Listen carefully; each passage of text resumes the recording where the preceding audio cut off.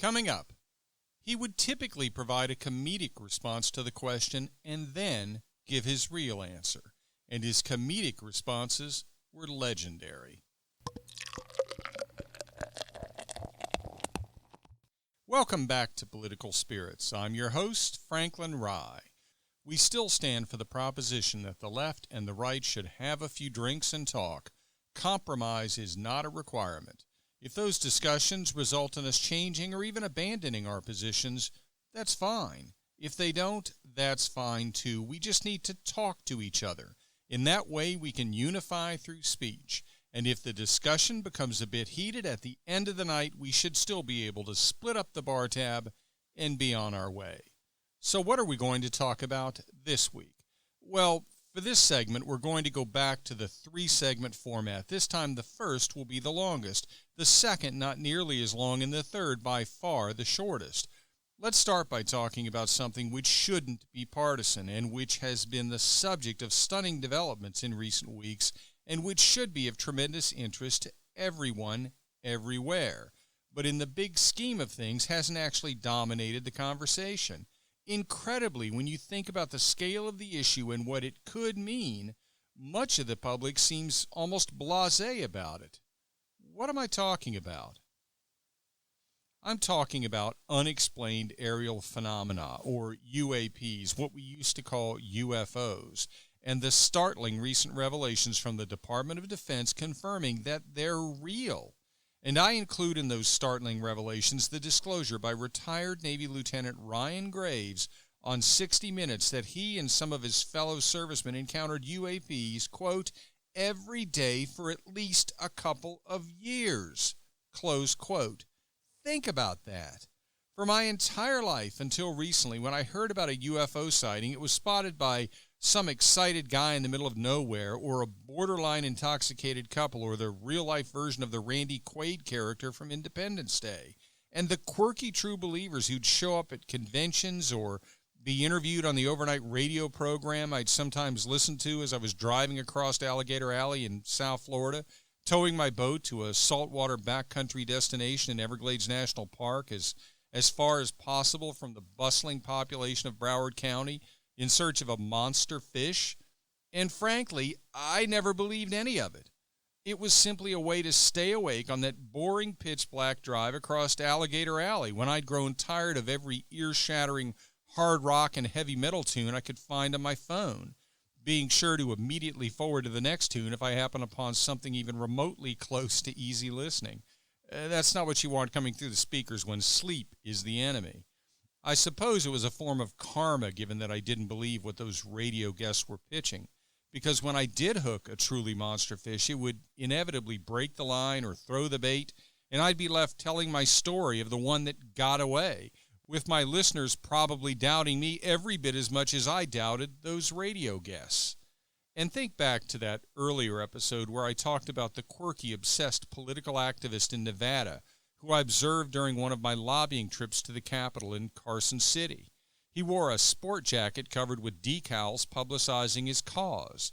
He was lobbying to have State Route 375 in Nevada designated the extraterrestrial highway. The road, not far from the legendary Area 51, had been the site of numerous UFO sightings, and that activist was determined that it be accordingly recognized. I remember lobbyists and legislators greeting him, one asking him something along the lines of whether he'd seen E.T. lately. They didn't seem to take him particularly seriously, and given the subject to which he was devoted and the fact that he wore enough decals advertising that fact that his jacket looked like it belonged on a NASCAR driver, that wasn't surprising. So as I've noted before, I was surprised to learn that in the end the legislature did as he wished and named Nevada State Route 375 the extraterrestrial highway. With all my talk of my former skepticism, you may be thinking that I take these revelations from the Department of Defense and current and former military pilots as a confirmation that what we've learned and now referred to as UAPs are a confirmation not just that they're real, the military has acknowledged that, but also that they are alien, extraterrestrial, not of this earth. Actually, no, we don't know that, but we may have a better idea in June.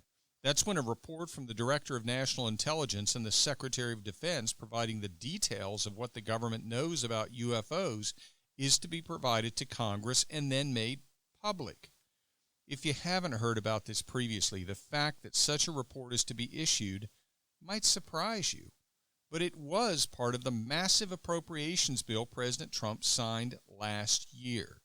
As the Washington Post notes in its article by Reese Thibault on March 23, entitled, "Thanks to Trump-era COVID relief bill, a UFO report may soon be public, and it'll be big," ex-official says.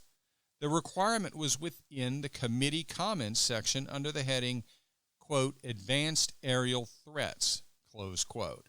However, as the Post notes, the provision is no guarantee that the report will in fact be issued on time, or perhaps at all, because it's contained within the Senate Intelligence Committee report on the bill, the committee comments section, in other words, rather than the body of the bill itself. That's one of the reasons that I'm disappointed the public has not been more engaged about this issue. The fact that much of the public seems almost blasé about it would make it easier for government bureaucrats to push for and stop issuance of that report. If the American public and the American news media instead exhibited widespread excitement about the issue and the coming report, it would be much harder for them to avoid issuing it. So I've said that what we know so far with the videos that have been released and the statements that have been made from current military reps and former military pilots is not a confirmation that the UFOs or UAPs are extraterrestrial or not of this earth. You might be thinking, though, that given that these videos show aerial vehicles flying at incredible rates of speed, changing direction almost instantaneously, and failing to emit evidence of exhaust, how could they be anything but extraterrestrial? Well, this is possibly more terrifying than the idea of extraterrestrial aerial vehicles, but they could be from another country. It could be that another country has made a massive advancement in aerial vehicle technology that we haven't matched. It's possible, but not likely. It's also possible, I suppose, that the vehicles are from the U.S., from secret U.S. military tech developments. That could be true, but it does seem like a stretch. Having said that, it's not as if it hasn't happened before. We did, after all, develop the atomic bomb in secret, and the Manhattan Project was probably a larger scale development than what we're talking about here. And for an example of a secret aerial tech development, look at what we did with the F-117 Nighthawk, the stealth fighter. It was designed and built by the legendary Lockheed Skunk Works. The groundbreaking stealth aircraft's development was so secret that it had been operational for 5 years before its existence was acknowledged and 7 years before it was first seen publicly in 1990. So why do I think it's a stretch to believe that we secretly developed the tech in these new UFOs or UAPs? Because the latest videos show UAPs transitioning from the air to the ocean, and some reports indicate that the report to be issued in June will include evidence of UAPs traveling hundreds of miles an hour underwater. Vehicles capable of the unprecedented maneuverability in air at extremely high speed with no evidence of exhaust, appearing to defy scientific laws based on their shape, and then being able to transition into water and then travel hundreds of miles an hour underwater seem like such an overwhelming scientific advancement that they virtually couldn't have been developed in secret. Do I know that they couldn't have been? Of course not. But is there something else that could explain these phenomena? Is it possible, perhaps, that they represent some sort of appearance from another dimension? Not another planet, but another dimension? I don't know.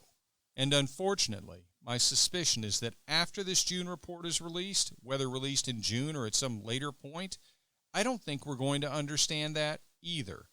If I had to bet, I'd say that the report will be issued, if not in June, then relatively soon thereafter, and it will tell us quite a bit about what we've seen here and potentially around the world. But it won't say much, if anything, about the source of these UAPs.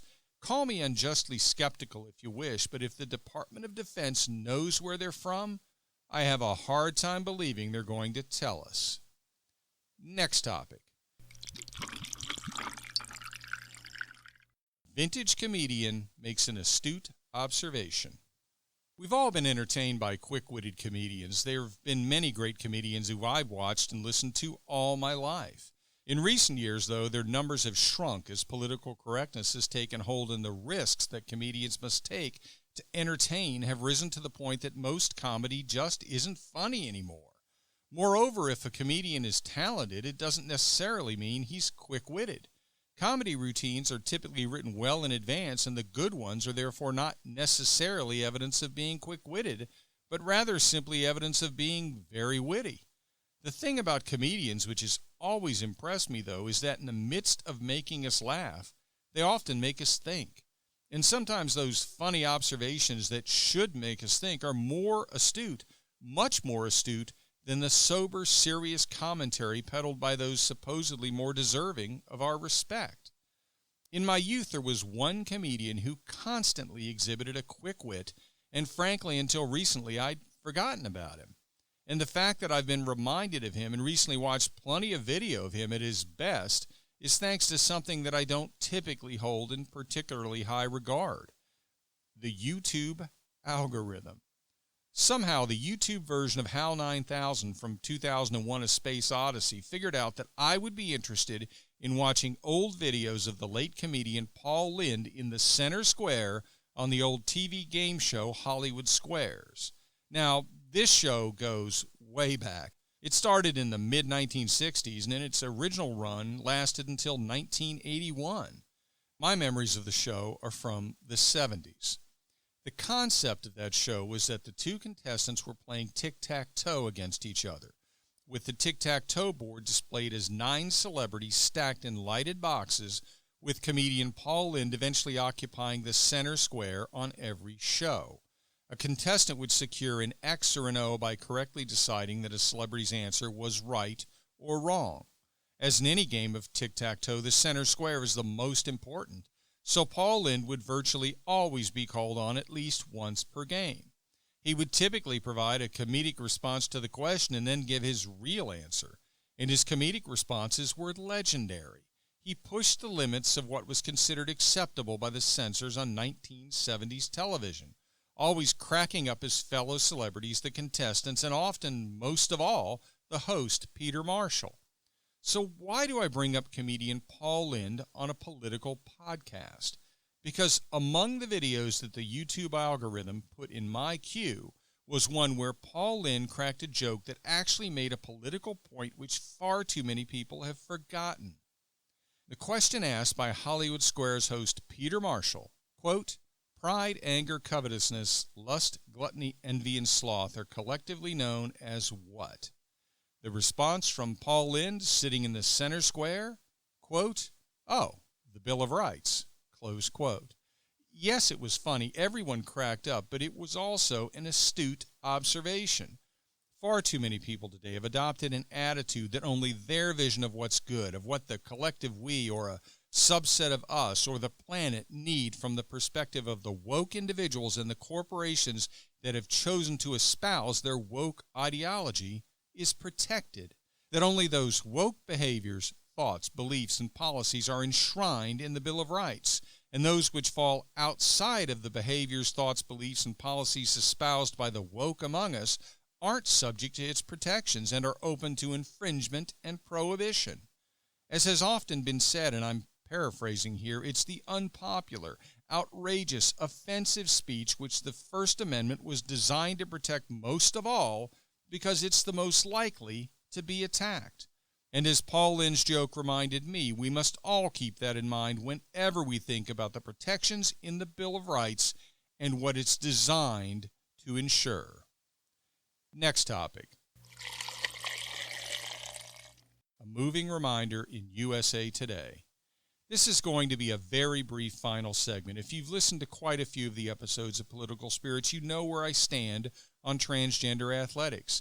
I'm absolutely opposed to transgender females who are biological males being allowed to compete against biological females in female sports. It is fundamentally unfair and threatens the very viability of girls' and women's athletics, as I've proven with citations to scientific literature and athletic experts in multiple episodes. If you listen to those episodes, you know that as a teenager, I supported my high school girls basketball team and became an even bigger fan of the sport when I attended the University of Tennessee when the Lady Vols were coached by the legendary Pat Summitt.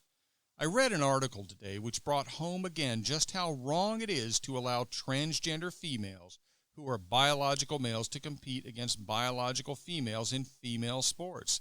That article was in USA Today on May 22. It's in the opinion section, and it was written by Chelsea Mitchell, one of the Connecticut high school girls who sued the state of Connecticut over their rules allowing the unfair competition that I described.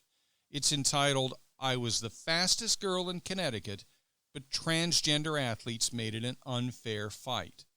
I urge you to read the article. It makes the issue more personal than I ever could. The author actually felt the impact personally of the state of Connecticut's fundamentally illogical policies which fly in the face of the scientific evidence of their overwhelming unfairness. Put yourself in her place. Put yourself in her parents' place. Please read the article. And remember, I'll be back next week with another episode of Political Spirits. Be sure to listen and tell your friends to do so as well. And like the podcast on Facebook at Political Spirits. And follow me and the podcast on Twitter at Franklin Rye. And remember, all episodes are now on YouTube as well, and the YouTube channel is named Political Spirits Network. If you're watching on YouTube, be sure to like and subscribe and hit the notification bell. And select all after you hit the bell. This is Franklin Rye. Thank you for listening.